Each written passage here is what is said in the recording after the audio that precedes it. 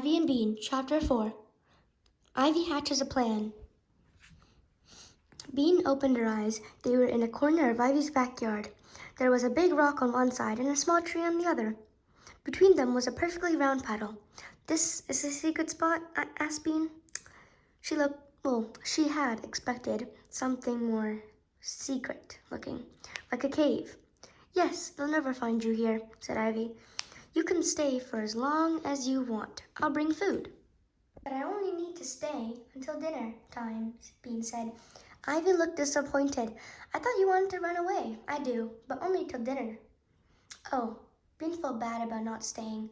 "Wouldn't you get in trouble if your parents found out I was living here?" she asked. "They don't come out here much," Ivy said. "My mom is afraid of ticks."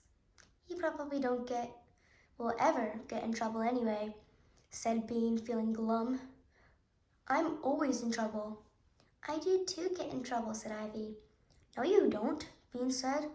"You read books all the time. You can't get in trouble for reading books." Ivy said, "I will get in trouble, really huge trouble, if I do what I want to do, what I plan to do." Bean waited. "Well, what do you plan to do?" Ivy looked all around before she whispered, "Spells, magic, potions." "Really? You mean like a witch?" "Yes. Well, not yet. But I'm going to be a witch," said Ivy. Her eyes were glowing. "I'm learning how." Bean looked at Ivy's black bathrobe. It was kind of dirty now, and some of the little pieces of paper had fallen off. Bean saw that the papers were cut into star and moon shapes. Bean also saw that Ivy didn't know how to draw stars.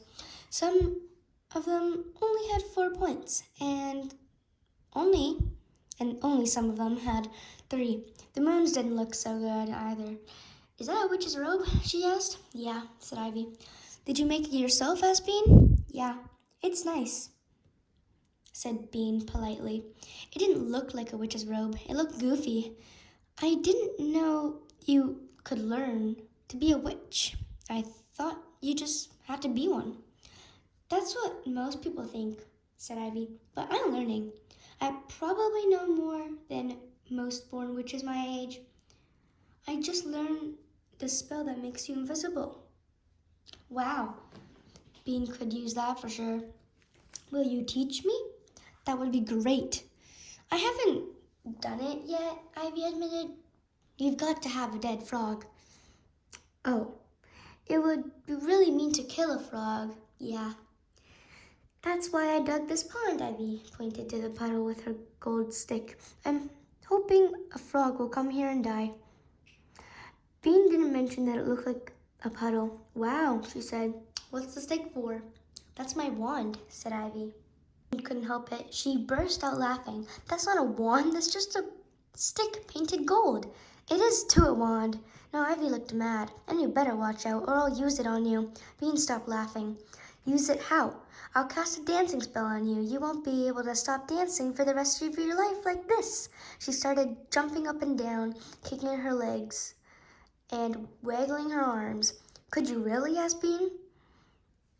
Ivy stopped dancing. "Maybe.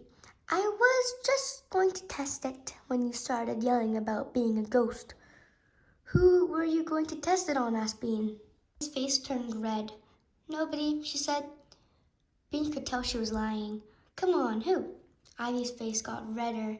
"Come on, tell me," said Bean. Ivy looked at the dirt. "You," she said in a low voice. "Me?" yelled Bean. "What did I ever do to you?" "I'm sorry," said Ivy. She did look sorry. "That's okay," said Bean. There was a pause. "My mother keeps on saying what a nice girl you are," Ivy said. She's always telling me I should play with you. It's driving me nuts." Bean couldn't believe it. "That's what my mother says about you. That's just so funny." "But you're not nice at all. You're a witch." Ivy giggled. "You're not nice either. You were doing that ghost thing in the bush." Bean was embarrassed. "The part about the icy fingers was good," said Ivy. "What were you doing in there anyway?" He sat down on the rock. I was waiting for Nancy. That's my sister. She's a total pain in the kazoo. I put $20 on a string, and I was going to pull it out of her hand when she reached down to pick it up.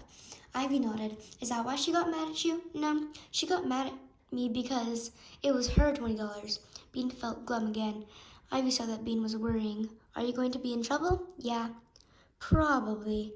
I'm not supposed to mess with her money, Bean thought. You don't have a going back in time spell, do you? No, those are hard, said Ivy. She looked at her pond. I wish I had a dead frog.